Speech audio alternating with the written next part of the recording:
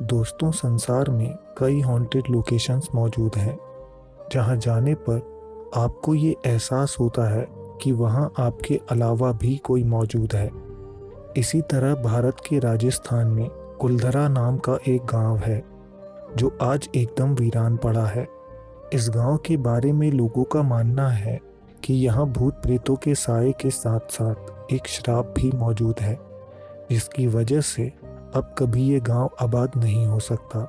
ये एक requested video है और इसकी रिसर्च में हमें कुछ रहस्यमयी घटनाएं मिली हैं, लेकिन इसके इतिहास के बारे में कुछ ऐसी कन्फ्यूजन्स भी हैं जिनके बारे में हम वीडियो के अंत में बात करेंगे।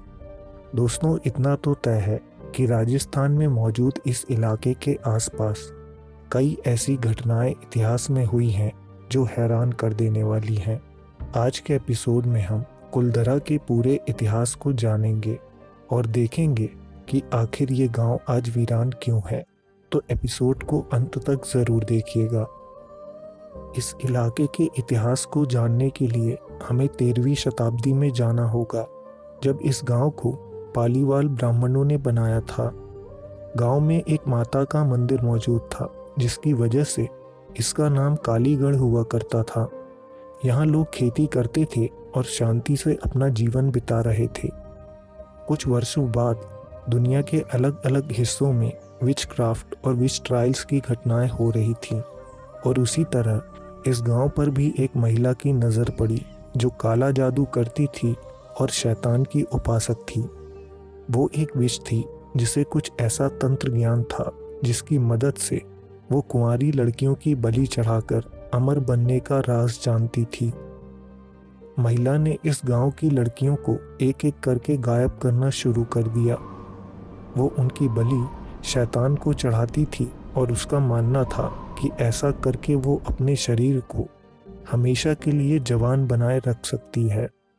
गांव वालों को पता लगा कि गायब हो रही लड़कियों की जिम्मेदार वही महिला है। उन लोगों ने उस महिला को तड़पा तड़पा कर मार डाला और गांव में ही उसके शरीर को दफन कर दिया। लोगों को लगा कि अब हमेशा के लिए उन्हें उस विच से छुटकारा मिल गया है, लेकिन ऐसा नहीं हुआ। कुछ सालों बाद गांव वालों ने फिर एक बार उस महिला को अपनी आंखों से देखा।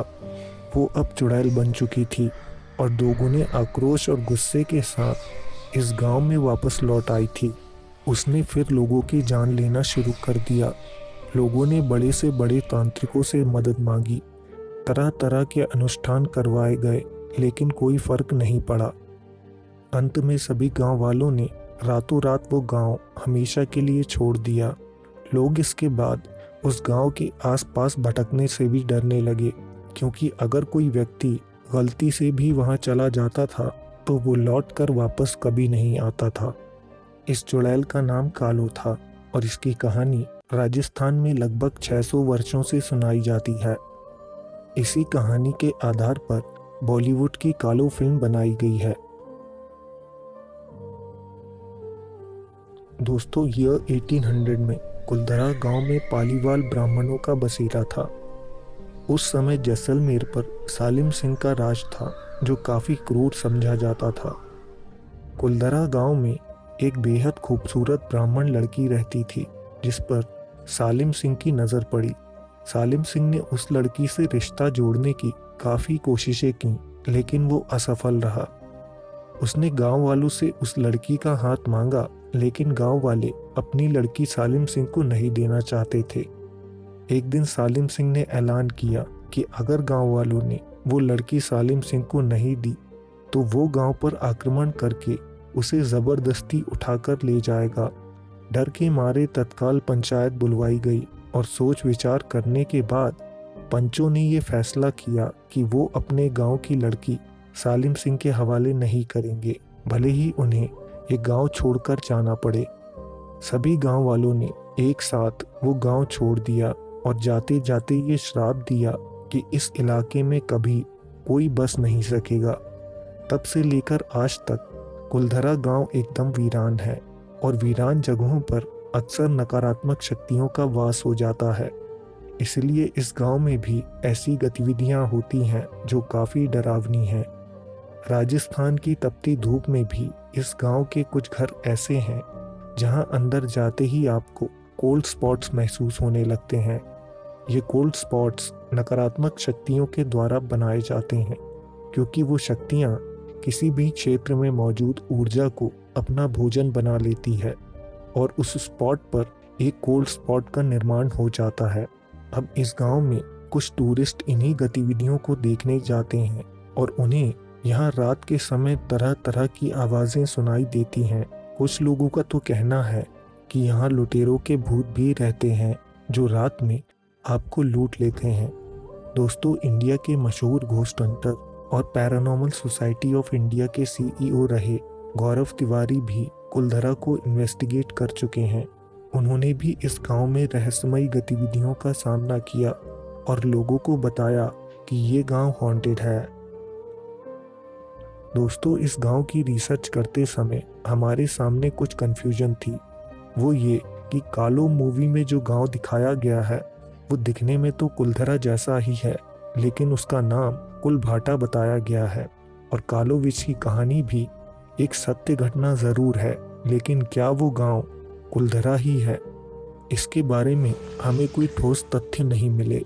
लोगों ने इसके विषय में कई ब्लॉग्स बनाए हैं और अपने आर्टिकल्स में बताया है कि कुलधरा ही कुलभाटा गांव है, लेकिन आधिकारिक तौर पर इसकी पुष्टि हम नहीं कर सकते। साथ ही कालो चुड़ैल की लोक कथा में जिस गांव का जिक्र है उसका नाम कालीगढ़ था। ऐसा संभव है कि 13वीं शताब्दी में इसी गांव का नाम कालीगढ़ था, जिसे बाद में कुलभाटा कहा गया और अंत में इसका नाम कुलधरा हो गया। लेकिन ऐसा भी हो सकता है कि कालीगढ़ और कुलभाटा गांव उन 84 गांव में से कोई एक गांव हो जो कुलधरा के आसपास मौजूद है। दोस्तों, गौर करने वाली एक और बात है, वो ये कि कालो घटना लगभग 600 साल पहले की है, जबकि सालिम सिंह 18वीं शताब्दी में जैसलमेर के दीवान थे। अगर कालो के डर से कुलधरा खाली हुआ था तो फिर 18वीं शताब्दी में वहाँ पालीवाल ब्राह्मण कैसे रह सकते थे? कुलभाटा या कालीगढ़ की कहानी के अनुसार वो गांव जब से वीरान हुआ था तब से आज तक वहाँ कोई नहीं जाता, तो 18वीं शताब्दी में वहाँ ब्राह्मणों का रहना एक कॉन्ट्रडिक्टरी बात है। इसके बारे में हमें कोई जानकारी नहीं मिली। अब इस बात का फैसला आपको करना है कि कुलधरा या कुलभाटा एक ही गांव है या फिर अलग अलग। लेकिन कालो और सालिम सिंह दोनों के किस्से इतिहास में मौजूद ज़रूर हैं। आपको ये एपिसोड कैसा लगा कमेंट में ज़रूर बताएं। वीडियो पसंद आया हो तो लाइक करें। आप अपने टॉपिक सजेशंस हमें कमेंट बॉक्स में दे सकते हैं और अगर आप चाहें तो हमारे चैनल को सब्सक्राइब भी कर सकते हैं। हम जल्द आपसे एक नए एपिसोड के साथ मिलेंगे। धन्यवाद।